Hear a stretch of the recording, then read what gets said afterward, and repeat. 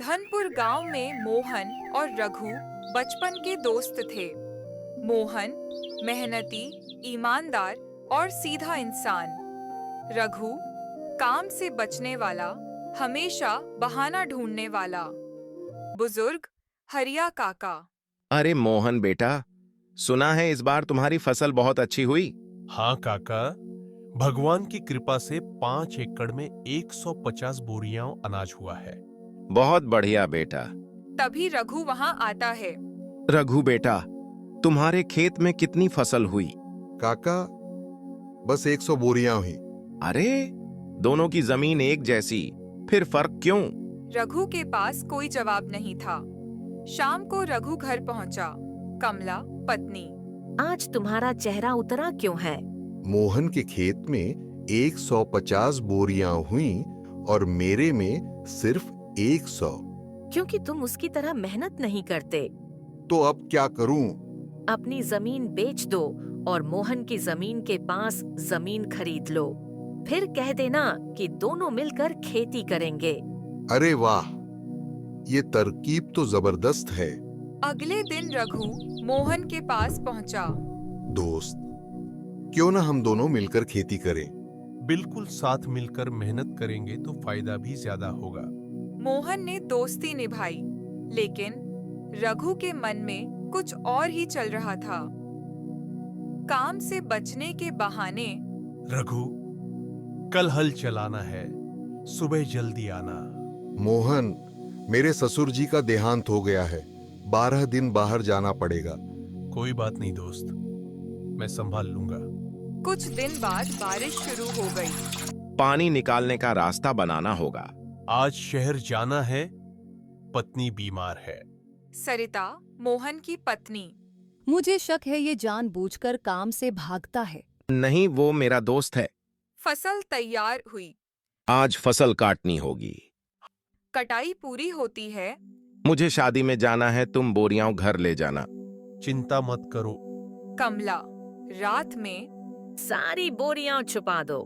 कल बोल देना चोरी हो गई। तुम तो कमाल हो।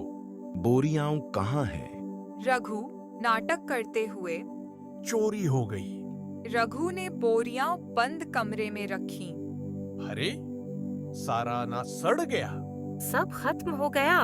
अनाज सड़ने के बाद रघु की हालत दिन ब दिन खराब होने लगी।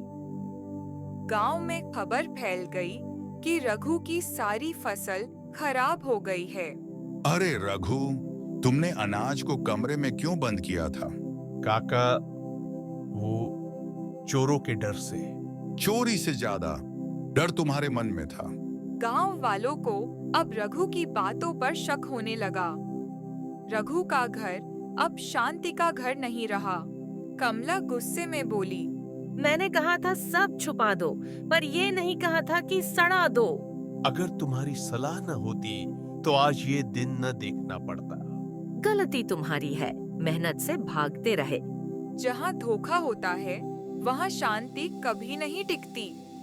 उधर मोहन, सोने का घड़ा मिलने के बाद भी उसका स्वभाव नहीं बदला। मोहन, ये धन भगवान की अमानत है, मैं इसे सही काम में लगाऊंगा।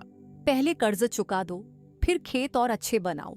मोहन ने नई सिंचाई लगवाई, बीज अच्छे खरीदे और मेहनत पहले से ज्यादा की। कुछ महीनों बाद गांव में पंचायत बैठी। सरपंच, पिछली फसल में बहुत गड़बड़ी हुई थी। आज सच सामने आना चाहिए। मैंने उस रात रघु के घर बोरियां उतरते देखी थी। रघु घबराते हुए बोला। ये झूठ है। कमला रोते हुए बोली, नहीं, सच यही है। हमने लालच में मोहन को धोखा दिया। पूरा गांव सन्न रह गया। पछतावा। मोहन, मुझे माफ कर दे। लालच ने मुझे अंधा बना दिया। माफी देना आसान है, पर भरोसा वापस पाना मुश्किल। मोहन ने बदला नहीं लिया, पर सबक जरूर सिखाया। सरपंच, रघु, तुम्हें मोहन को उसका हक लौटाना होगा और पंचायत की सेवा करनी होगी। मुझे मंजूर है। पंचायत के फैसले के बाद रघु की जिंदगी पूरी तरह बदल गई।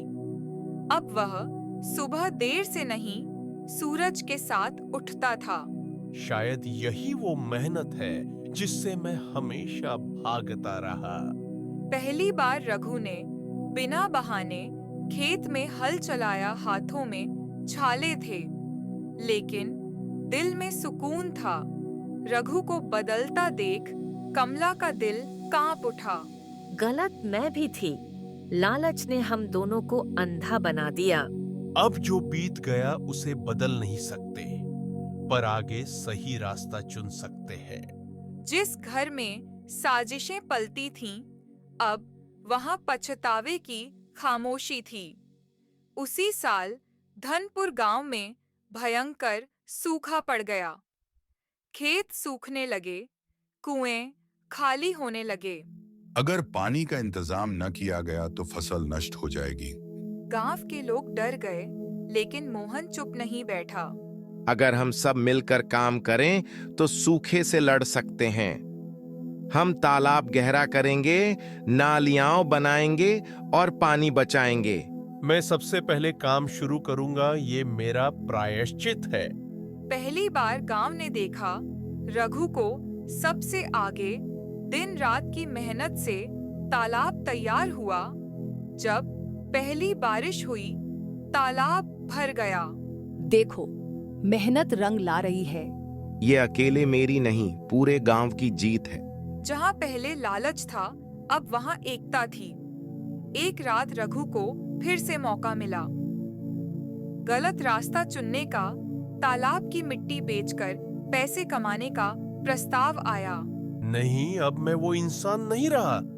अगर फिर धोखा दिया तो मेरी मेहनत बेकार हो जाएगी। यही था रघु का असली इम्तिहान। वक्त ने एक बार फिर हिसाब कर दिया। मोहन को नेतृत्व का सम्मान मिला और रघु को खुद से सम्मान मिला।